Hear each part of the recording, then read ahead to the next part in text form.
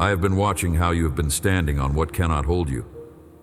The opinion of one person, the number in one account, the health of one body, the behavior of one child. Right now, before this short message ends, allow me to show you the rock that has been under you the whole time, the one that does not move when those move. Come a little closer. Stay near. There is no rush in this room. I am the ground beneath the ground you are standing on. I see you, the mother holding her household together by the strength of her smile, certain that if her smile falters one Tuesday afternoon, the whole thing will come down. I am beside her. A father whose self-worth has been silently chained to a paycheck that arrived late this month has not been overlooked. There is a daughter who has built her sense of being okay on a parent's mood, and the parent's mood is unstable, and the daughter is tired. The one who used to be the strong friend of the group, who carried everyone through their hard years, and now has nothing left for his own. None of you are hidden from me. The young man whose entire footing was a job title he no longer wears, walks the same streets he used to walk and feels them tilt under him. None of this escapes me. I keep count of every wobble. There is also the woman who built an entire interior life on a marriage that has grown quieter than she imagined a marriage could grow. There is a grown son still standing on a father's approval that may never arrive in the shape he is hoping for. A widow who has been balancing on the memory of the one who is gone, asking the memory to do work the memory was never built to do. A young couple whose footing has been the dream of a child their bodies have not yet given them, and the dream has begun to wobble under the weight of waiting. None of those small ledges have been hidden from me either. I've been standing alongside each one of them, watching the soul on top doing exhausting work to keep its balance, longing for the moment the soul finally turns and notices that a deeper ground is right there waiting. You did not choose to make your inner life rest on these small surfaces. You were taught to. A child learns to stand on the praise of the loudest adult in the room because that is where the floor seemed firmest at the time. A teenager learns to plant his identity in performance because performance was the one ground that did not shift between report cards. An adult learns to place her sense of safety inside a checking account because the household she grew up in shook every time the household balance dipped. The small surfaces you have been standing on are not character flaws. They are the ledges you found when the ground of your childhood was uneven, and you have been balancing on them with great skill for many years. I have not been angry at the balancing. I have been near it, tender about it, wishing you knew that under all of those small ledges, an older floor has been waiting. Place your foot flat on the floor beneath you and let it press back. Just one foot. Notice how the floor presses up into the sole of your shoe with the same pressure you are pressing down. That returning pressure is not your imagination. It is the floor doing what floors do. It does not negotiate its support. It does not check your worthiness before it agrees to hold you. It holds because that is what it was built to do. And it has been holding you in this exact way for every step of every day of your life, without your gratitude or your attention. The body remembers what the mind forgets. Let the foot stay flat for a few more seconds. The floor knows how to do this without your help. A long stretch of your inner life has been spent rehearsing what would happen if one of those small surfaces gave way. A whole bedtime ritual built around it. The mind walks the perimeter of your finances and inspects every crack. The chest tightens around the thought of a relationship turning. The shoulders lift toward the ears at the memory of a conversation where someone's approval briefly slipped. None of this is weakness. This is the natural behavior of a creature who has been told, by the world it grew up in, that its safety depends on surfaces that are themselves moving. A creature given a moving floor will spend its life trying to memorize the movements. That is not faith. That is exhaustion, dressed as vigilance. Allow me to retire the costume. The neighbor whose marriage is quieter than it used to be has been told her household is the foundation, and she has been working overtime to keep that foundation polished. A man 2 streets over has been told his career is the foundation, and he has been pouring all his hours into reinforcing it. And the reinforcing has cost him his sleep and his joy. A grandmother has been told her health is the foundation, and every flutter in her chest is red as the floor about to give. Each of those is a ledge, not a foundation. Ledges are useful, narrow, often beautiful, sometimes generous for a season. But no soul was built to be a tightrope walker forever. You were made to stand on bedrock. Somewhere along the way, you were taught that strength is something you generate, that fortitude is a personal trait. Some people have more, some less, and you must work harder to build yours up if you want to be the kind of adult who does not crumble. The teaching sounded sensible. It came from kind voices mostly. It produced a generation of people who carry their backs at 30 in the posture of people 50, because the weight of being your own foundation will bend a spine before its time. That teaching has never been mine. It has never described how I made you. I did not design you to be a self-supporting structure. No human being was. The very design of your body tells the truth about the design of your soul.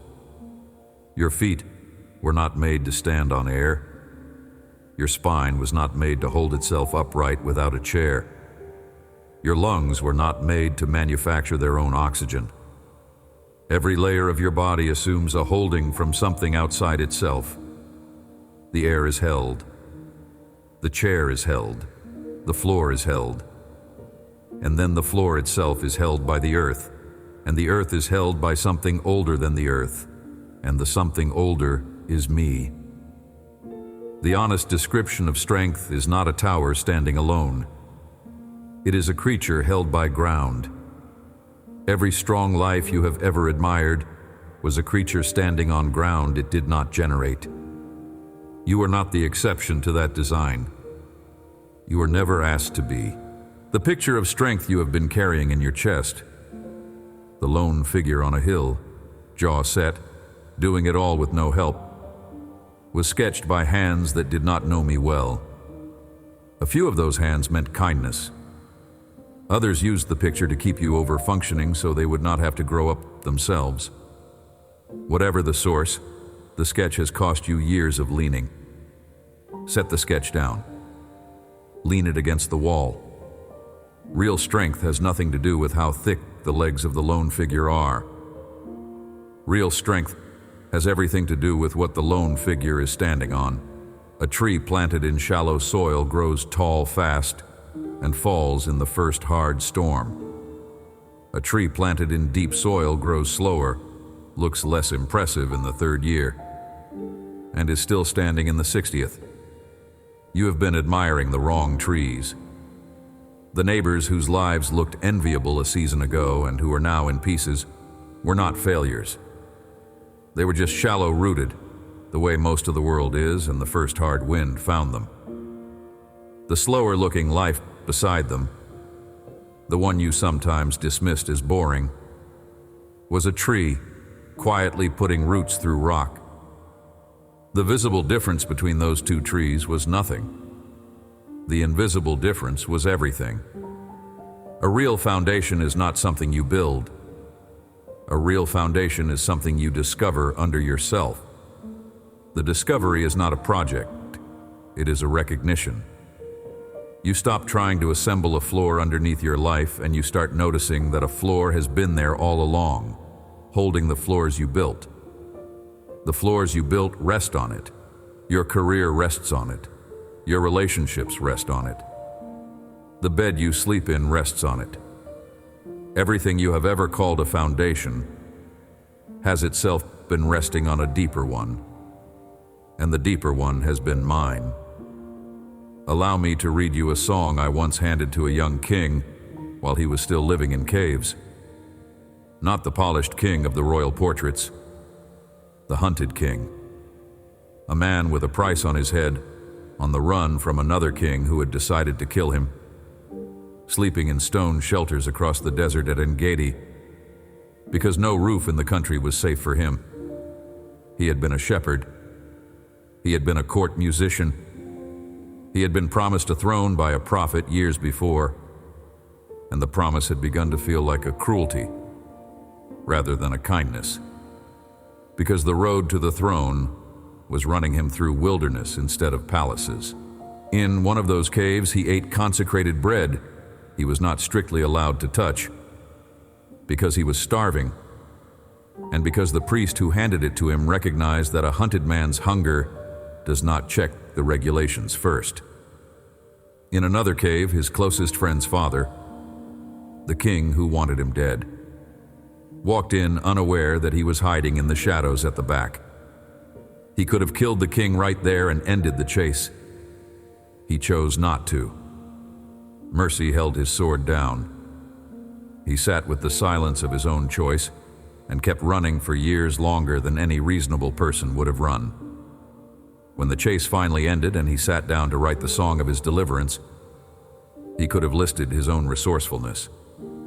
He had plenty. He could have praised his own military instincts, his own loyalty under pressure, his own restraint when revenge would have been easier. He did not. He listed 8 names of mine in one breath. 8 different ways I had been his ground across the years no one else could see.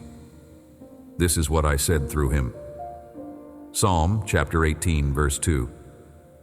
The Lord is my rock and my fortress and my deliverer, my God, my rock, in whom I take refuge, my shield, and the horn of my salvation, my stronghold.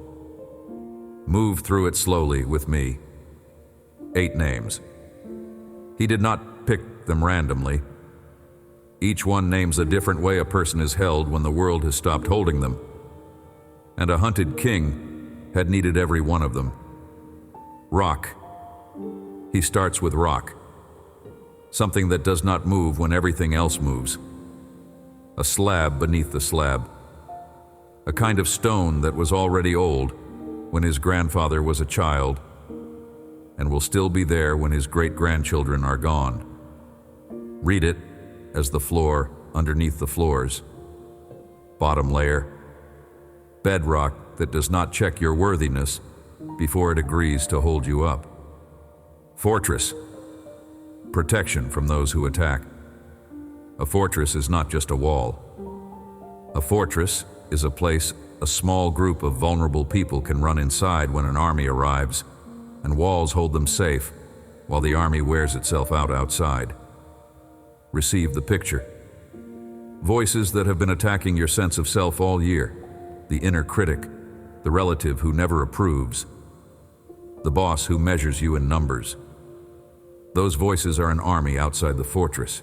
Walls are real. You're already inside them. Mine before the army was born. Deliverer. One who pulls out. Rescue when you are stuck.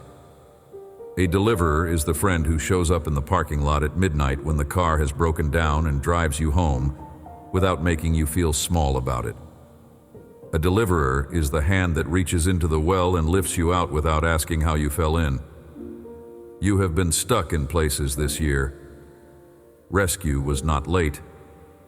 Help was on the way the moment you began to sink. My God. Notice the small word, my. Personal. Not a deity in general. Not the God of a textbook. Mine. Intimate relationship. A hunted king does not say the God. He says my God, meaning the one who knows his name, his songs, his stupid mistakes with the priest's bread, his restraint in the cave, his loneliness in the dark. Personal possession of a personal father. Read it as a child saying, "My dad," in the school hallway when the parent walks in. That is the tone. That is the relationship. My rock, again. He says it twice in one verse. Some readers have wondered why. They have not lived in a cave. A person who has been hunted does not need a poetic image. A person who has been hunted needs the central thing said twice, so the body believes it. Repetition here is not literary.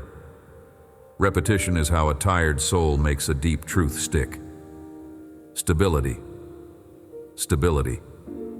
Said over, and not because the poet ran out of words, but because no other word mattered more than that one. Refuge. A place to run to. A small interior room. A safe house. A spot under the table during the bad storm where the noise outside cannot reach. You have not always known you had a refuge. You have spent seasons treating me like a distant office you visit on Sundays. A hunted king treats me like a room he can run into in the middle of a chase. That is the difference between religion and refuge. Religion is the office.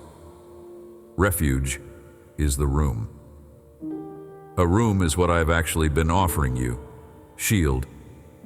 Something that stands between you and the blow, not the thing that prevents the blow from being thrown. Something that absorbs the blow before it reaches your body.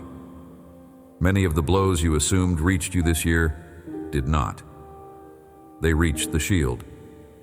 You felt the impact through the metal because that is how shields work. A shield trembles, so you do not have to break. But the cut you were braced for never landed in your skin. A shield is older than your bruise. A shield is mine. Horn of my salvation, strength that lifts. A horn in the old language meant raw power, the kind a wild ox carries on its head. Strength that does not negotiate, strength that wins. Salvation is not only being kept safe, salvation is also being lifted. There is a strength that does not just keep you from falling. It picks you up off the ground when you have already fallen and sets you on your feet again.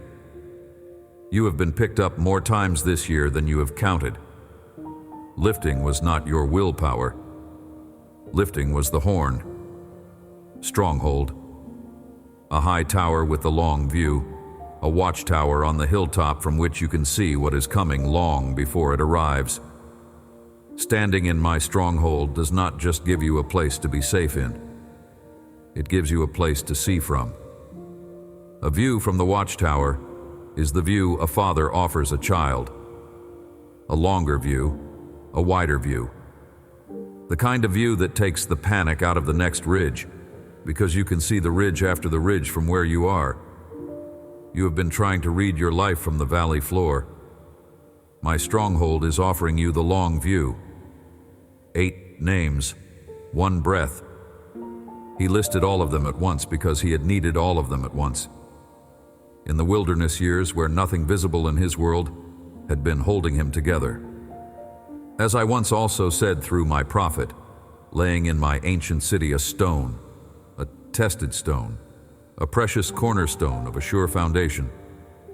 The ground I lay does not pass an inspection because someone certified it. The ground I lay was tested in the only way bedrock can be tested, by holding the weight of generations of weeping people across centuries and not cracking once. Look at the question I opened these words with. I told you you have been standing on what cannot hold you. Here is the answer to why your soul has been tired. Because the small surfaces you have been balancing on were never designed to be foundations. They were designed to be small joys, useful tools, kind ledges. A mother's smile was meant to be a smile, not a load-bearing wall.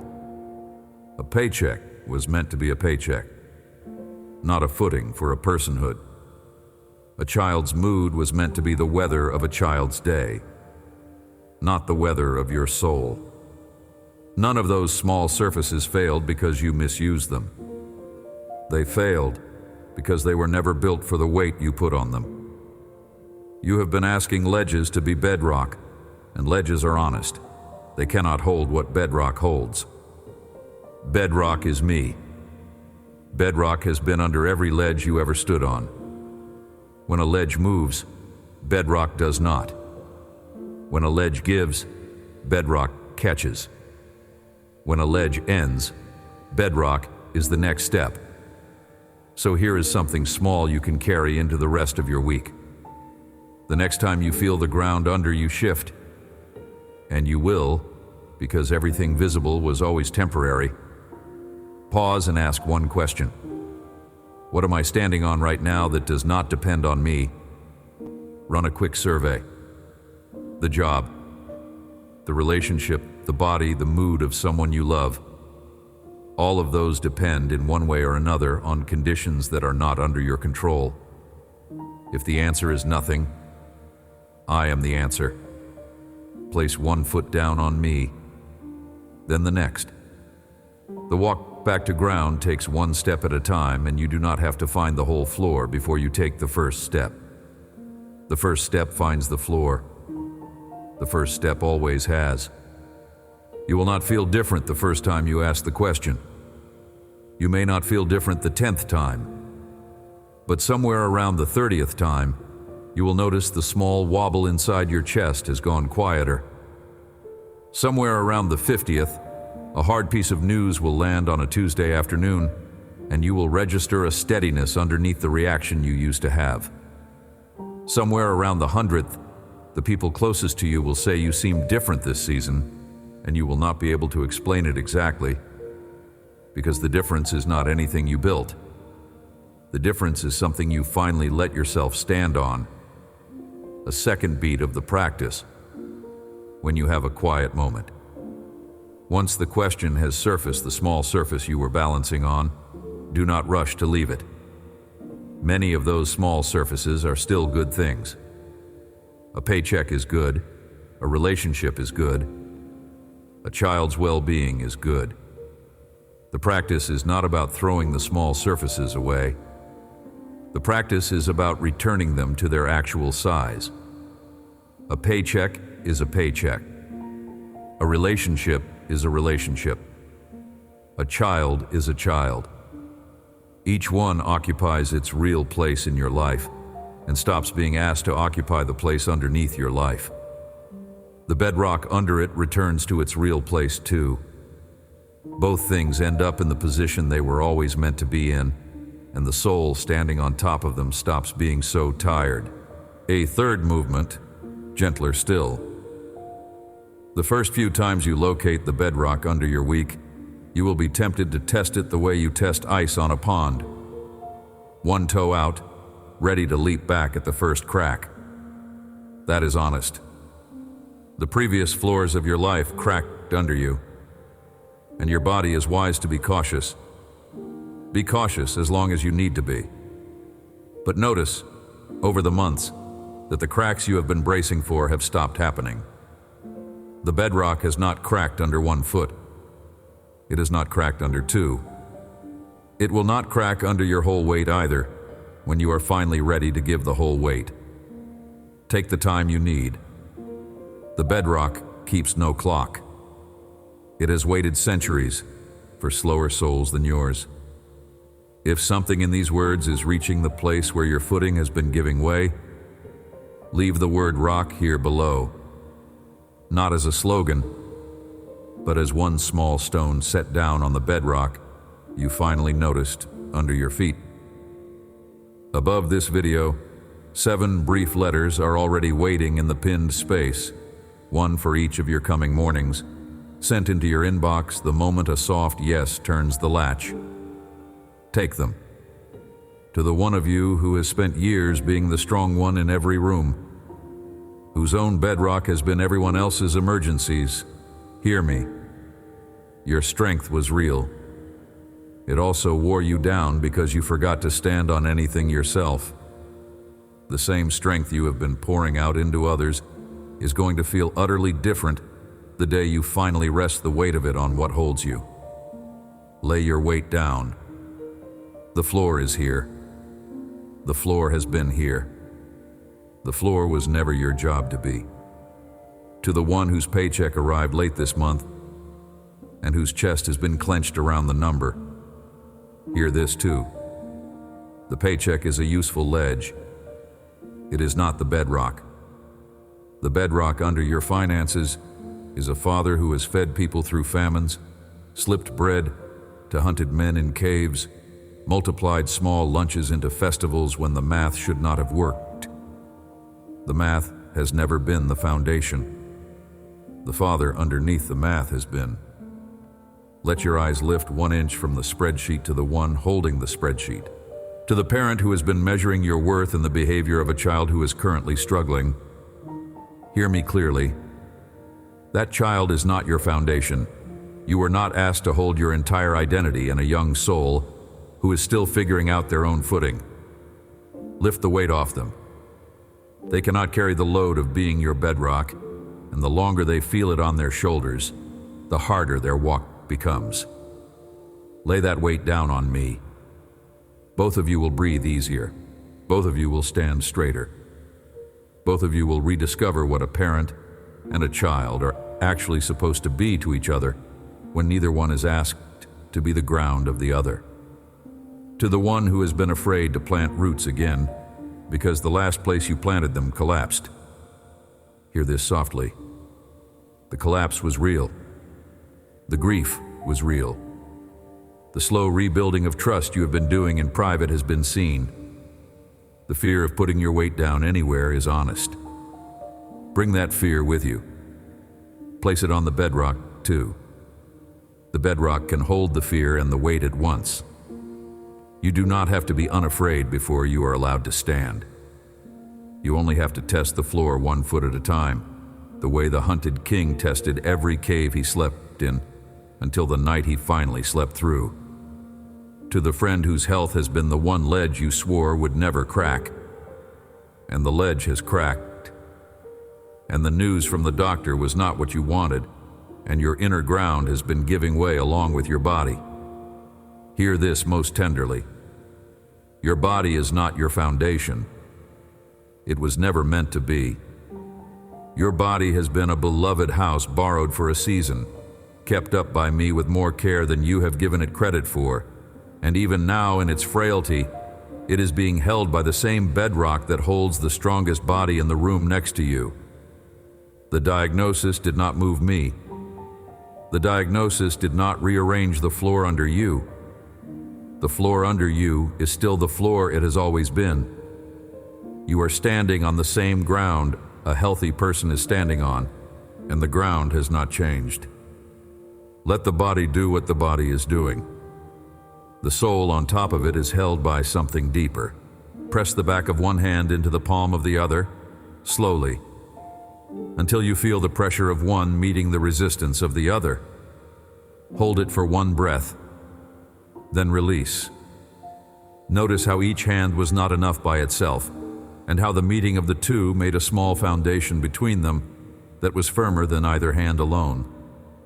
That meeting is a little parable. You meeting me. My ground meeting your weight. Neither of us alone makes a foundation. The meeting of the two does. The meeting has been available every hour of your life. You only have to press your hand into it the way the back of your hand just pressed into your palm. Carry one line with you. I am the ground beneath the ground you are standing on. Say it once silently if you can. Then let it settle without trying to feel anything dramatic about it. The settling is the receiving. The receiving is the standing. The standing has already begun. Amen. Whichever of these words found steady ground in you, 7 brief letters wait inside the pinned space below. 1 for each morning of your coming week, slipped into your inbox the moment a quiet yes opens the door. Take them. Pass this along to a friend whose own footing has been giving way. Hit subscribe so the next word reaches you before the next wobble does. You were never meant to stand on this alone.